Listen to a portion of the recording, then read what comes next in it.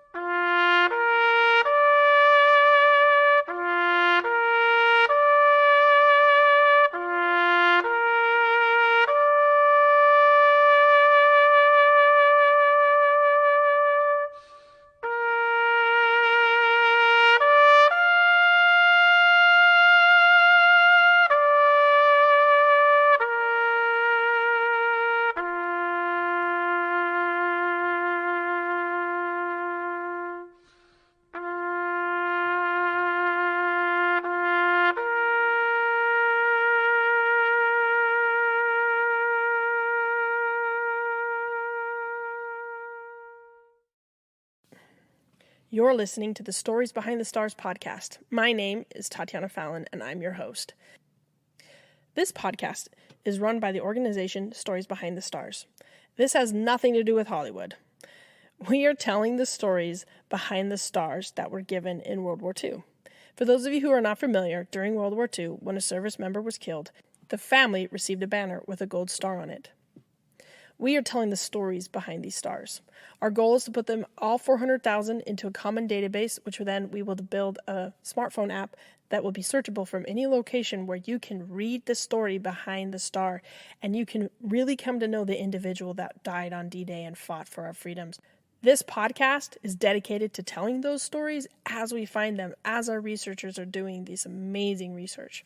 You'll hear from researchers who are all volunteers from all across the country, and you'll hear their story, what brought them to the project, and then also the stories that they're finding. This is amazing content, and I really hope you enjoy this adventure. In this episode, I interview researcher Jodi Block. She's a phenomenal researcher, doing great work. She tells a story of a wonderful woman who was killed in Alaska as a flight nurse.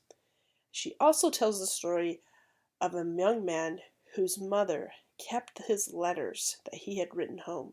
And because she kept his letter, they were able to positively identify his DNA and 60 years later bring him home. This story was so powerful for me this week. I needed this story. We've been suffering some really hard losses in our family.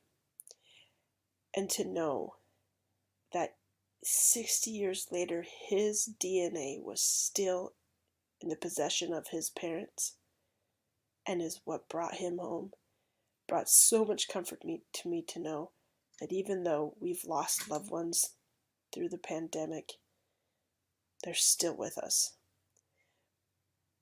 These stories that we're finding have so much power to help us in our struggles today. And the legacy that this generation's given us can continue if we take the time to listen and to share. Thank you so much, and I hope you enjoy this episode. Welcome to the program today. I am speaking with Jodi Block. Can you take a minute and introduce yourself? Yeah, hi, I'm Jodi. I live in Grand Rapids, Michigan.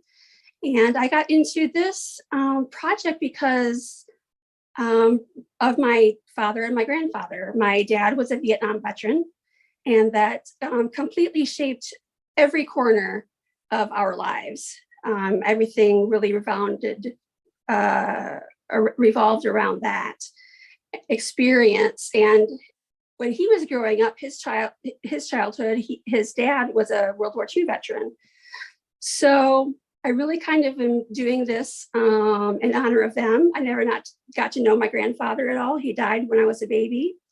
So it's in honor of them, and I enjoy doing it because I had been gotten through all the ancestry.com and done all the family tree stuff. And I just really, really enjoy doing the research and finding out new things. So the transfer of going into this was really easy and simple and smooth because I already knew some of the background of places to look and what to look for and how to turn that into a narrative. But I'm doing it really in honor of my father and my grandfather. That's awesome. So did you, just curious, I just learned from another researcher that you can request their service record. Have you done that with your grandfather? I have not.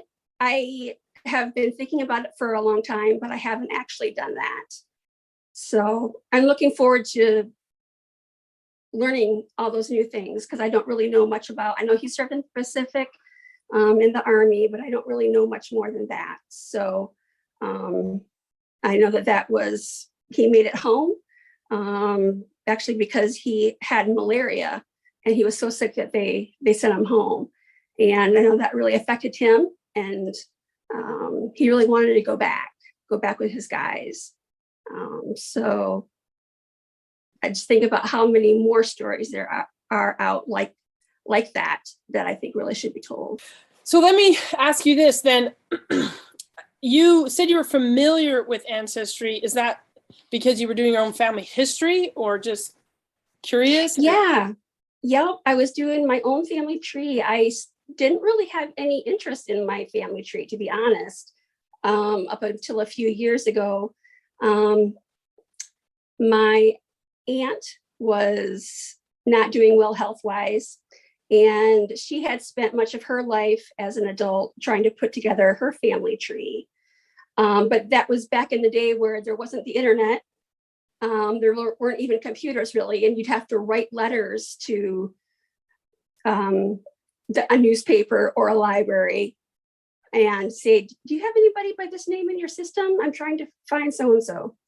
And the reason she was into it was because she had been separated from her 5 younger siblings. The siblings had all been taken out of the home due to neglect and very poor parenting. And she knew she had 5 siblings out there, and she was determined to find them. And it took about 40 years, but finally she found my dad, and my dad got a call and said, are you so-and-so? And is this your family? And he said, yes. I said, well, somebody's been looking for you for a really long time. So I was really doing this for her. As an oldest daughter, the oldest child, I can really relate to having that, feeling that responsibility to have your family intact. And so I wanted to try to fill in some of those holes for her that couldn't be found when she was doing it by mail in the 1980s. So that's how I got into Ancestry, and I just really liked it. I loved the researching process, which kind of surprised me, and just loved the different family stories that you could take out of that. So that's how I got into it to begin with. That is a beautiful story. Thanks for sharing that. We recently moved from Utah to Kentucky to be closer to our family, and it's been really hard on my older kids. And so my dad, he found out just because we moved to Kentucky that his family, one of his family lines goes all the way to the founding of Kentucky. So he found out there's this little teeny town in Kentucky called Harrodsburg, and it has a fort, and that's where his family had founded in Kentucky and where they're from. So for Halloween, they have a little farm next to Harrodsburg. He took my girls down there and showed them the fort, and they talked about, her name was Sarah Little, and she was one of our, ancestors. And then my girls come home and they're like, we came home, Mom. And I was like, well, yeah, you're home. I'm so happy you guys are home. She's like, no, we're home. Kentucky's where we're from. We're home. Oh. And they were super excited to be back in Kentucky. And like, and yes, they still miss Utah, they still miss their friends there, but like it's really helped them not feel like so like uprooted and lost. And so I think like you doing this work is I think going forward generationally will help your Right. children, right, and your grandchildren, and because they'll be able to somehow, you know, look up later, oh wow, look at our family, look where they all went and where they all from and what they all did. And I think so it's like it really is so important, and not, you know, just to for our own mental health, in my opinion, like to just know, just have some roots, be connected, not be so lost and wandering, right? Like Exactly. Totally. well, let's go ahead and jump into Stories Behind the Stars. So can I ask, how did you find it? Did you just like Google search it, or? I actually, it was through an email from Fold 3. I had done some work with Fold 3 at one point, looking into my family tree stuff. And they sent me an email, and I'm not really sure why I even opened it. And they had a little thing about Stories Behind the Stars in there. And I thought, well, that sounds really interesting. So I'm really glad I did. Yeah, I love it. That's awesome. So can you go ahead and tell us some stories that you've found or have told? One story that I have is about the first Army nurse that was killed in the line of duty during World War II. And she was buried at Arlington National Cemetery. So her name was Ruth Mabel Gardiner. And she was born in Calgary, Alberta, Canada in 1914. But we really don't know how she got to come to the United States. Her parents, we don't really know where they are. She came across unaccompanied, and her passage to America had been paid by an employee of the Calgary Street Railway Company.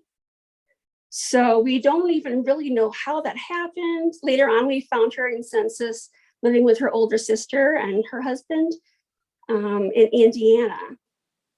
But it's kind of a whole mystery in itself about how she came to America. Then she went to nursing training and different things like that in New York City and Pennsylvania and Indiana. And she joined the Army in January of 1942. So just weeks after Pearl Harbor, she decided to be one of very few American women to sign up to be part of the Army. And the women, of course, at that time weren't even really hardly acknowledged as being, quote unquote, in the Army now. So that was a really brave move on her part.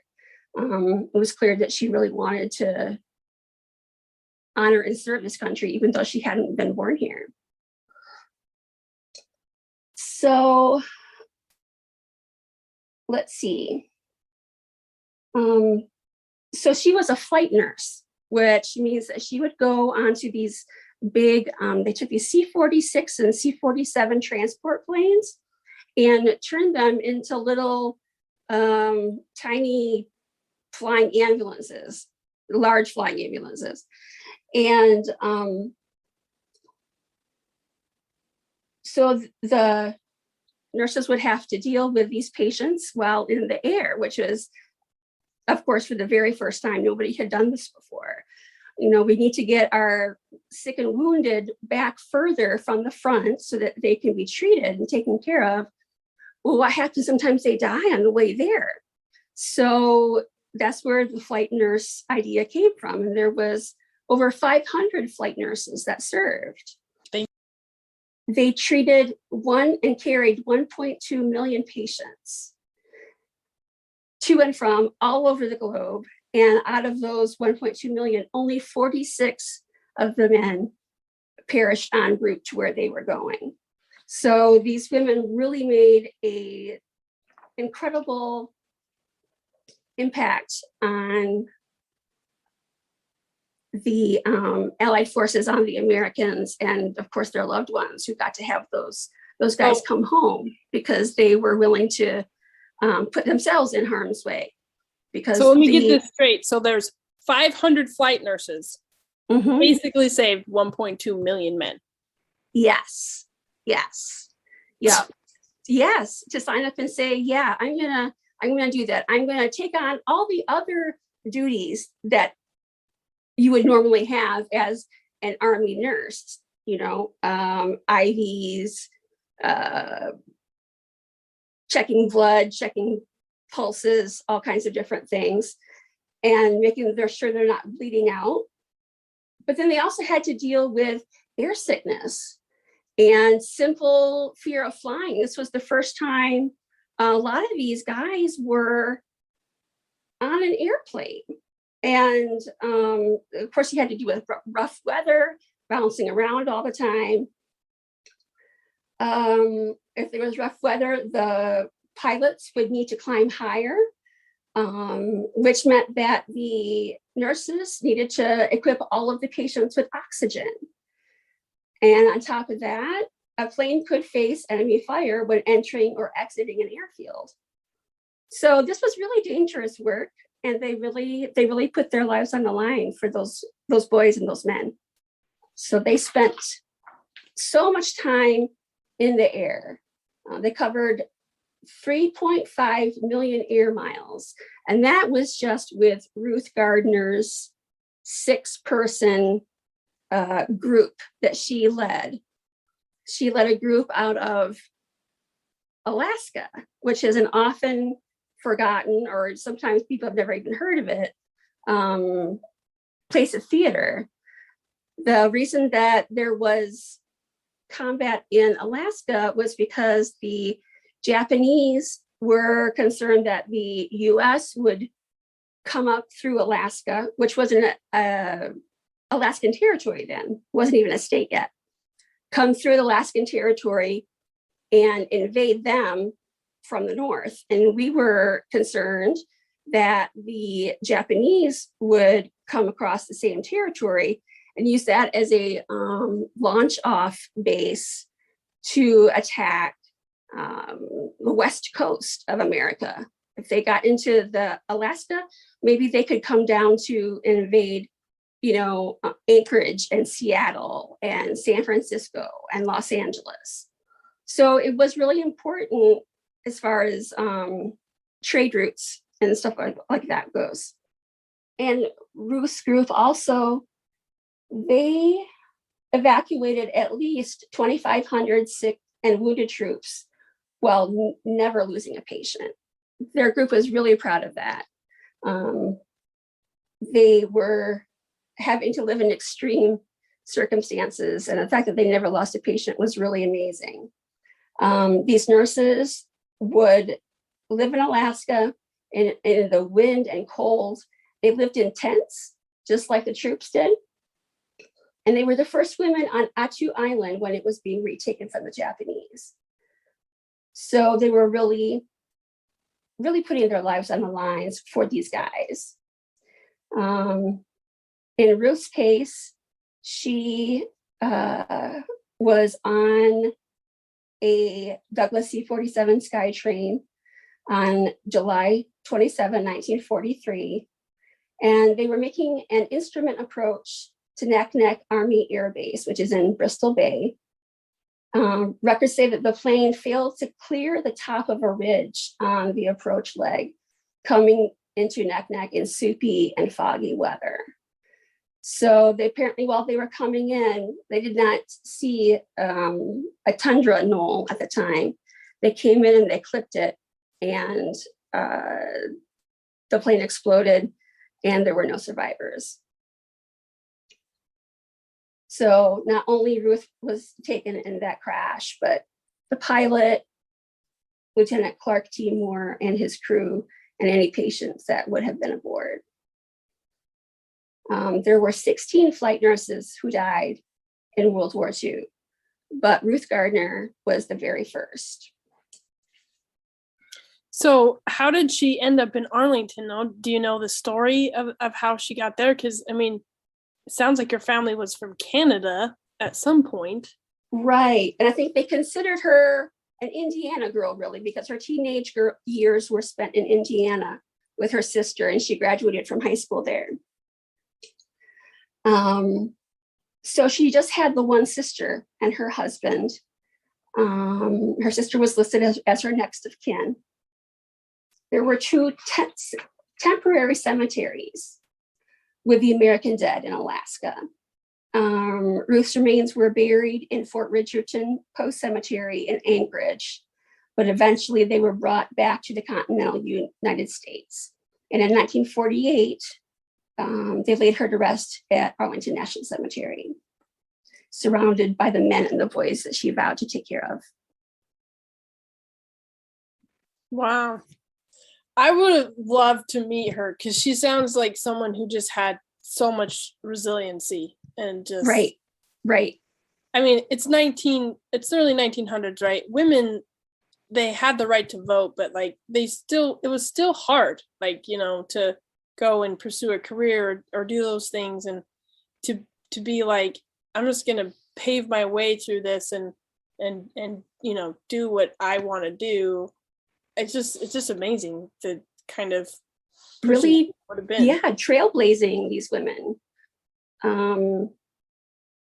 Not only patriotic, but they do it for their families, they do it for their country, they do it for the boys that they're bound to take care of, and try to get them to be well enough to send home to their families. Yeah, it's such a cool story.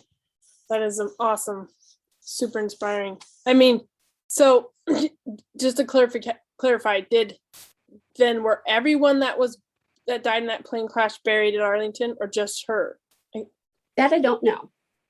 Yeah, it'd be interesting to find out, because I know someone told me that if it's like a plane crash like that, then they usually just do like a mass kind of everyone's buried here.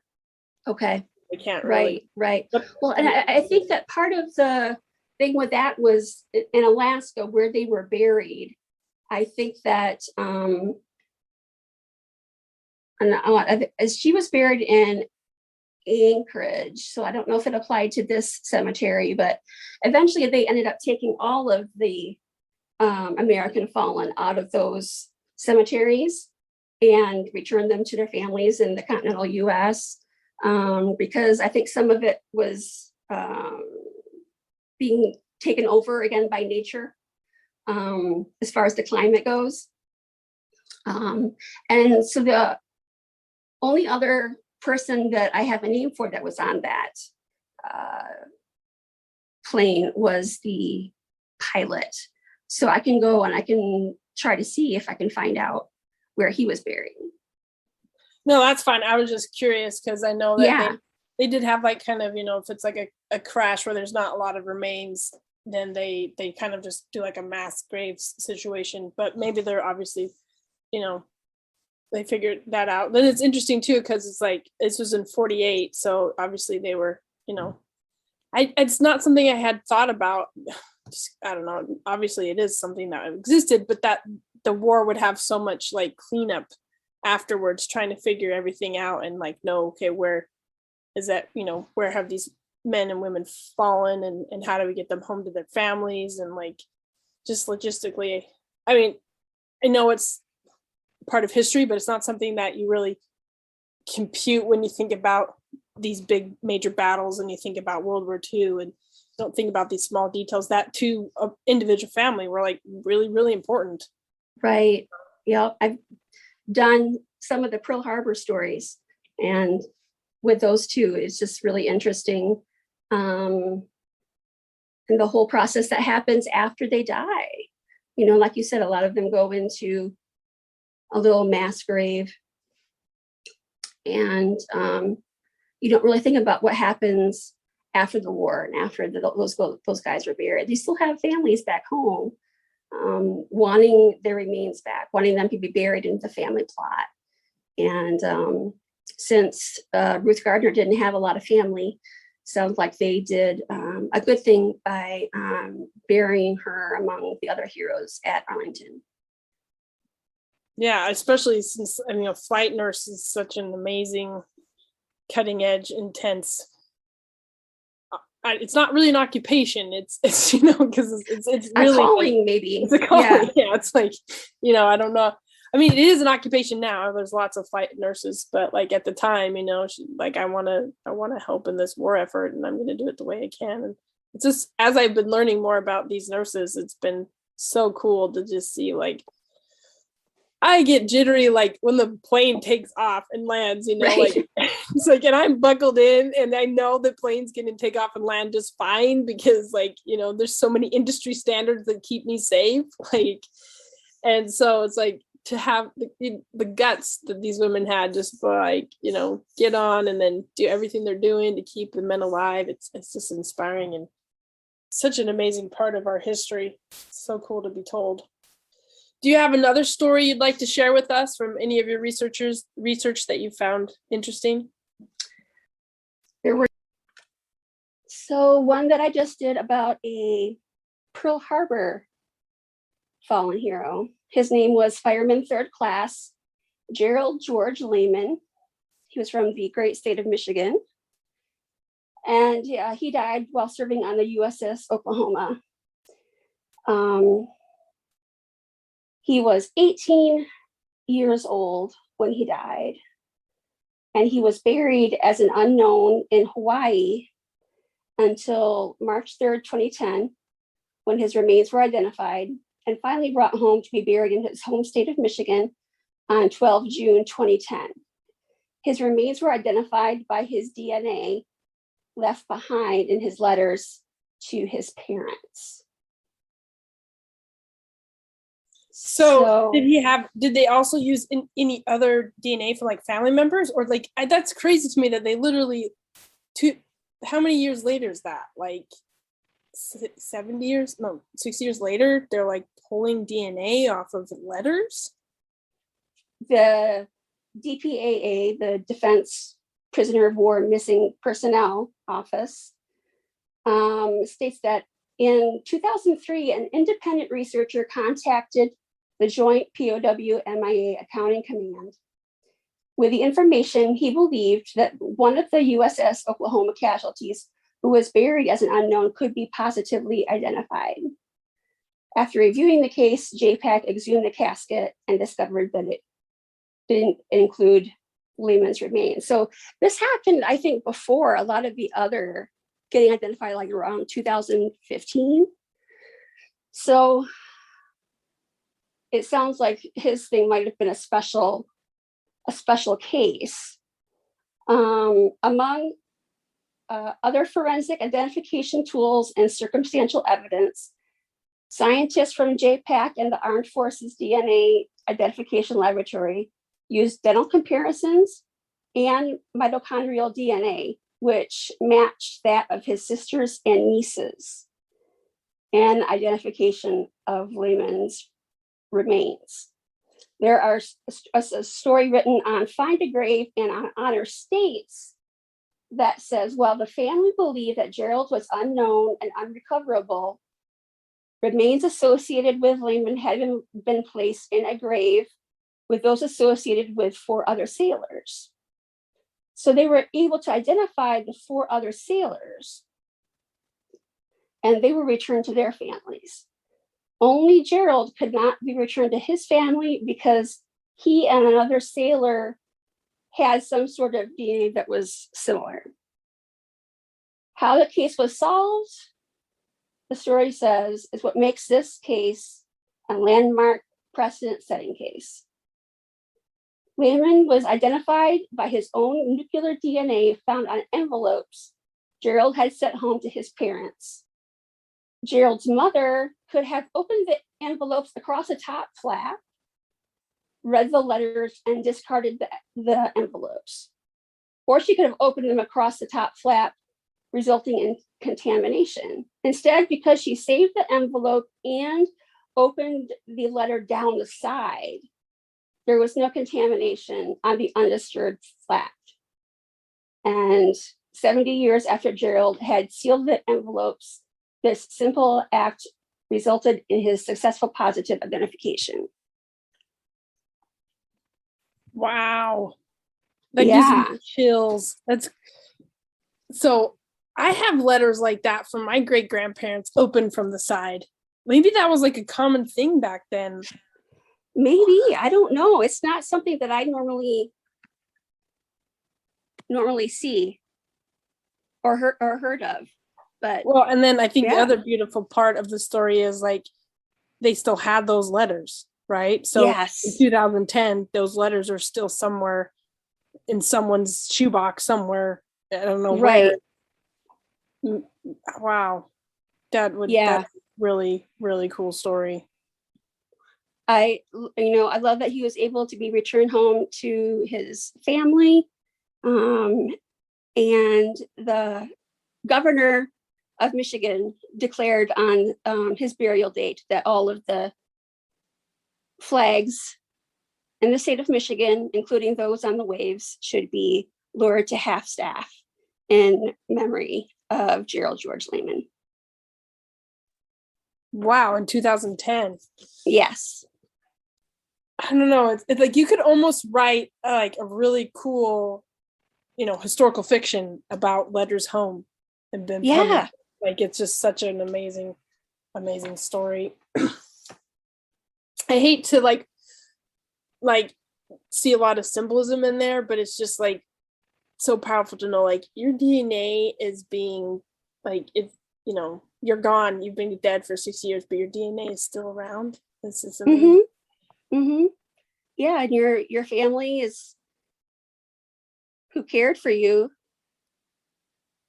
keeps that all safe, and that's what is able to finally bring you home. It's just an amazing story. All the Pearl Harbor stories are really, really compelling.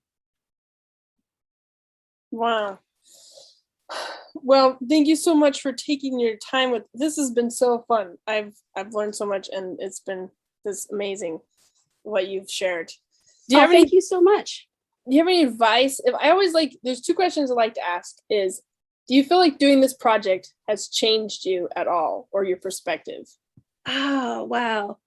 I definitely think so. You get kind of attached to some of these names. They kind of feel like, even though you're not related, that you still become connected to them somehow all these years later. I was able to go to a funeral a couple of weeks ago of a guy that was brought home from Pearl Harbor here in Michigan. And I did not write the story, somebody else did, but I was able to go to the funeral and just see the family and the military and the veterans that all showed up for this guy with respect and honor of someone that they probably didn't even know. But it was still that important to their, how important it would be to their moms, and dads. And I think that they don't really leave us. And that's maybe one of the lessons we can take with the DNA, that part of them is always with us. That's really amazing. Like that's 80 years later. Right? Yeah. Almost exactly 80 years later. And you got to go to this, I don't know. To me, it says a lot about America as a country, we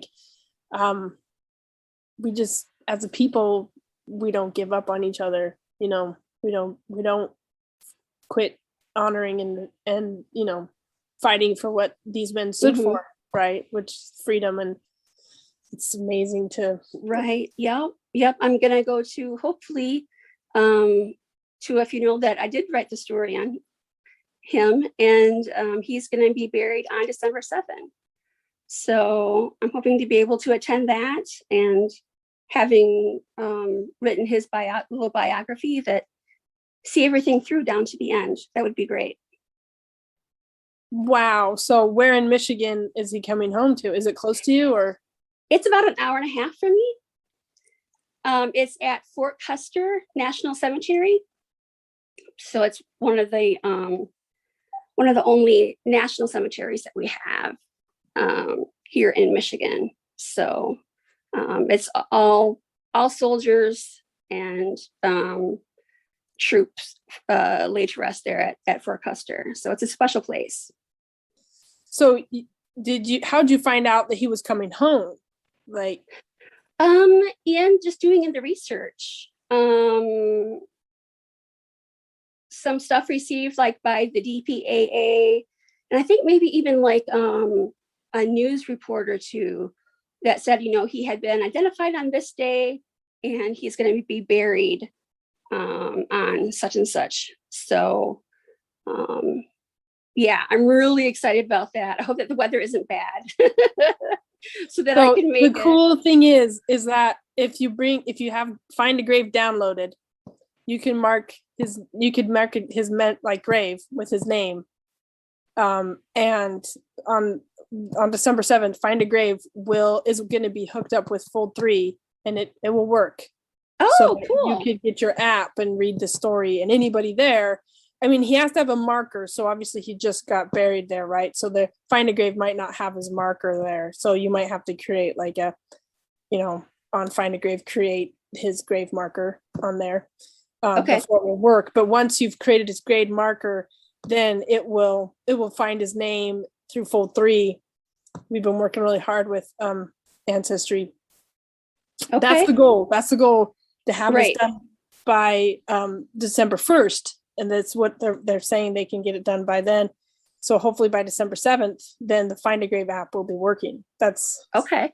That's so how would I go about that? So you download the Find a Grave app on your phone. Okay. Like, so Find a Grave is a sub company of Ancestry, right? Right. So we've been working with Fold 3, which is also a sub company of Ancestry, and we have asked them if it's all possible to connect those two together, so that Find a Grave will now communicate with Fold 3. So when you have the app, if there's a story or a profile of that person on Fold 3, then they will pull up on that Find a Grave. So you would download the Find a Grave app, and then Find a Grave, when you use the app, like it knows where your geo marker is and where all the graves are, right? Okay. And so then it would notice that grave. You'd have to put it in, they have a whole like tutorial on how to put things into Find a Grave. Okay. And I think you have to sign up as a volunteer, and then you just you take a picture of the marker, and then you do the geo marker and then upload it. And then once that's done, then you should be able it should work with Fold 3 and find his name. Okay, awesome. That's the hope. That's what we're working really hard on right now to make happen by December 7th. Because I think that'd be so cool to, like, anybody there on December 7th could read his story, or anyone else that is buried from Pearl Harbor. Obviously, we don't have all, Michigan's World War II done yet. But at one point when we do, all those stories will be able to be read from that national cemetery. That'll be awesome. Yeah, that's a big hope, because these stories are amazing. And I think as we get further into the age of technology, it's going to be so cool to have this available for people just to read these stories at their graves, find out more than just their name. Absolutely. So, okay, the last question I like to ask people is, what advice would you have to anybody who's thinking about joining? Do it. Do it now. Yeah, and one of the great things with this is that you only have to do, if you want to sign up for one, you only have to do one. You're not committed to the next 5 years of your life, but it's worth it for yourself. It's worth it for the families. And we certainly hope that in a small way can honor the guys who gave everything for us. But it connects you to another era, another place and time. People that are that would have been the same age as your grandparents, your great grandparents, and you see them as as living, human beings when they were 18, 20, 22 years old. That they thought that they had their whole lives ahead of them, but because of their dedication and service, the least we can do, the very least we can do, is put them in a plot with their name on it, saying this is who you are, and we remember you and we honor you. And that's what we can do, the rest of us, what we can do through Stories Behind the Stars. Thank you so much for spending your time with us listening to these amazing stories of these fallen heroes. If this is content you want to keep hearing, please consider sharing this podcast with others. The more we grow our listening base, the more people we can reach, the more impact we can have, the more volunteers we can find, and the more stories that get told. So if you like this content and you're enjoying what you're hearing, please follow us and share and find us on any social media platform and follow us there.